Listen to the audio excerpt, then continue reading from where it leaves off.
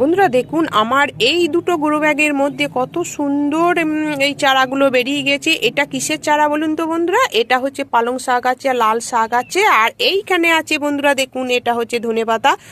এটা আমি একটু ওয়েট করি এটা লাগিয়েছি, তাতেই আমার গাছগুলো দেখুন কত সুন্দর। একটা অন্য জায়গায় লাগিয়েছি সেটাতে আমার খাওয়া হয়ে গেছে, এই দুটোতে আবার নতুন করে লাগানো হয়েছে। সম্পূর্ণ একটা জৈবিকভাবে লাগিয়েছি। কি দিয়েছি খাবার, এর মধ্যে দিয়েছি বন্ধুরা গোবর সার আছে, মাটি আছে, আর একটু কিচেন কম্পোস্ট আছে, নিম খোল আছে, একটু কোকোপিট আছে।